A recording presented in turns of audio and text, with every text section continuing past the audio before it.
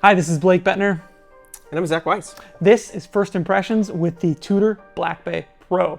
One of the most anticipated, one of the most anticipated watches from Tudor in a long time. It's a watch that a lot of us have been asking for. It's a GMT in a 39mm case. Here it is. Yeah. We've got it on the bracelet here. This is not an OEM strap. No, this is one of our own. I wore it on the strap. I like it on the strap, or the bracelet. Yeah. But I always end up on leather. So. It's a good bracelet. It does have the, I guess these are faux rivets, kind of. Yeah, it's a handsome bracelet, though. And there's more great stuff to the bracelet that we'll get to in a minute here. But first off, I know this is a watch that we both liked when we very first saw it in Geneva. Technically, that was the real first impression. That was the real first impressions. 10 seconds. But now we've had a little more time with it. Does your first gut reaction still hold through after a week? Yeah, it does. It does, definitely. I tend to trust my gut with things, particularly watches and food, naturally. Sure. But when I saw it, I really liked it in Geneva, so much so that I immediately started working on picking one up myself, and just recently got it, and I'm very happy I did. I think the style of this one is really has the little things that I didn't realize I wanted them to do. That made me cross the line. I always loved the Black Bay 58. But this is the one that I just felt I had to get. Yeah. So let's just get it right out of the way. It's a thick watch. It's still a wearable watch. I would say it's ergonomically quite friendly. Obviously, it has a much smaller footprint than the Black Bay GMT. It has the same movement, the MT 5652, which is a great movement. I've had no issues with it. I think they've got the date thing sorted from long ago. Mine's been perfectly accurate this whole time. There's a few things that I like about this more than the Black Bay GMT, but it's not a thin watch. No. And I think, part of the reason why the thickness was such an issue at first launch was that the 58 is noticeably, it's like a thin dive watch. So it had that going for it. That was like one of the pros of that watch, was that it was thin. Yeah. So they come up with this, it's like 2+ millimeters thicker. It's 14.5 millimeters thick, I think. Which is, there's no hiding that. That is a thick watch. On my personal experience, I think it's all about comfort range. Yeah. I would prefer thinner, but this isn't past comfort. And so in wearing it, it hasn't been an issue. If it had been thinner, it would be yay, but it just hasn't been the concern. Yeah, so I think that's something that's really important to differentiate. I know it's easy to get caught up in some of the numbers that you see around these things, but they don't always tell you the whole story, and this watch has been, I agree, quite lovely on the wrist. I haven't had any issues with it. You notice it on the wrist, and it's not like a small formal watch, but it's nothing that gets in the way of moving. It's ergonomic, it's friendly. So are there any details about the watch that you've noticed since you've had the watch that you didn't pick up on when you first saw the watch?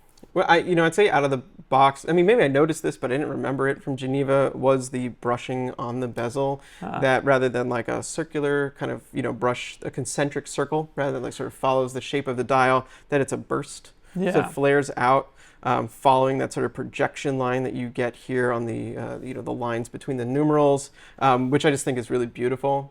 Tudor, obviously these are machine finished watches, but they're very well finished, and Tudor's always had that going for them. So this is just really sort of accentuated, taste of the finishing, which I really like. Yeah, absolutely. I think in practice too, the ceramic blocks of loom are really lovely. The few times that I've walked inside from outside, it's nice and sunny here in the summer.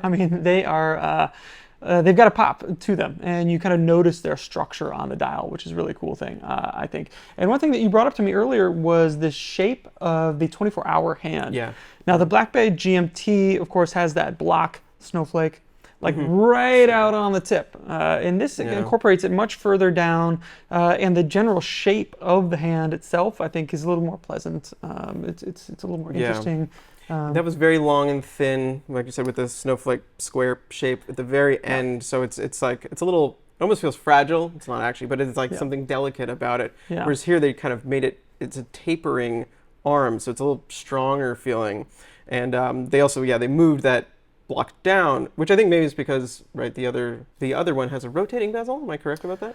Oh, that's true. It does have a rotating bezel. Yeah, so maybe it's more about pointing towards the bezel, which is here, is more pointing towards the dial. Yeah. Either way, once I realized that difference, I was definitely even more in favor of what they did here. So everything on the dial has kind of a warm hue to it, and the 24-hour hand is kind of like orange yellow. So, we were going to bring it up. The Rolex reference 1655, of course, is often called the Friccione.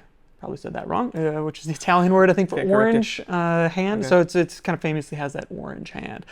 I wouldn't quite call this orange. No. It doesn't. You don't look at it and that's all you see. Burnt yellow, perhaps. It's not like a lemon yellow. It's a little bit more orange, and it's less aggressive. It's not like a fluorescent either. Which is something in general GMTs have always sort of shied away from as like a preferred watch style, because that fourth hand to me always dominates the dial. Yeah. And it's frankly not the hand I use most of the time. Yeah. Right now we're in New York. That's home. Everything is set to New York time. I'm not really looking at it. Once I start traveling, that is going to change. So I like to be sort of under the radar. And here it plays in with the warm tones. It does stand out. It's a different color, but it's not like a shock of red or something. So for what I like in GMTs, I mean, this really does work for me. It's a well-balanced, I think, palette that they're working with here. And you mentioned the functionality. Of course, this is a quote-unquote true GMT, meaning that you set the 24-hour hand to your local time, and then when you travel, you can quickly adjust the hour hand to local time. And this works as the date set function as well. You just bring the hour hand around. You can also do this backwards. If it's if you're only a few days away, you're only a few days past, instead of bringing it all the way around, you can just go back a few. So I'm that's actually nice. Looking forward to that. It's been set and running since I got it. So tomorrow we're gonna. It's the first, so we get to give it a try. Yeah, get to do a little. Exactly. Very exciting. It's the little things. Right? So one thing that I also really liked about this watch that I really enjoy in the FXD as well, I brought this up in the review. There's a tactile feel to the winding. There's almost like a little bump in there that you can feel, that that you're winding the watch. Feel the click. You can feel a little bit of the click. I've noticed a couple of people bring this up online. They don't know if there's something wrong with the watch, but I feel like it's an intentional thing that's engineered into the movement that I quite enjoy, actually. And of course, the movement in my time has been bang on accurate. Yeah. So it is a certified chronometer, of course. So this is a watch that has a lot going for it. It's $4,000, I think, on the dot on the bracelet, which is a little bit less than the Black Bay GMT.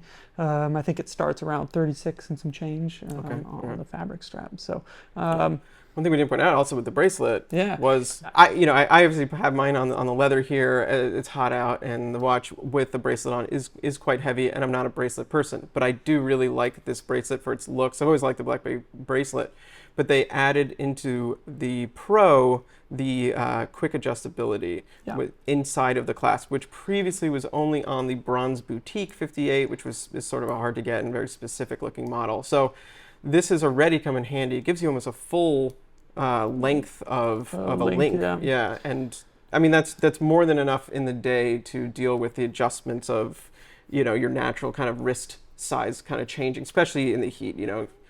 Sweating and everything. So honestly, it's like the perfect thing. All bracelets need that. Yes, it's so easy to use, which is a big differentiator from a lot of bracelets that have a quick adjustability, but you have to press some buttons or do something or unclick something. This, it's a spring tension, I think, that you just kind of, I guess, just put pressure on it downwards, and then it slides freely. And then it's got a few slots that it goes into. Very easy to use, very handy. And when it's easy to use, you end up using it, take advantage of it. And I've also noticed, like, if you oversize a little bit, you can actually, without taking it off, just kind of click it in by pushing on it a little bit. Extending it, you do have to take it off. But even so, there's an even quicker way to set it. Which I like, these are the little things, They are the little things. So this is a watch that I think we're both still quite enamored with, even after some time with it. We will be doing more on this watch. This is kind of our quick first impressions. So if there's anything you're curious about with this watch, be sure to let us know down in the comments below, and we will address them in a review. Maybe we'll even get our hands on that old Rolex that I talked about, and a few other things. See how it stacks to. up. Yeah. Exactly. There are other GMTs out there, I've heard. There are other GMTs out there. Yeah. This has been a first look at the Tudor Black Bay Pro. Thank you for tuning in. If you like this content, please be sure to leave a like, share, and subscribe. Until next time.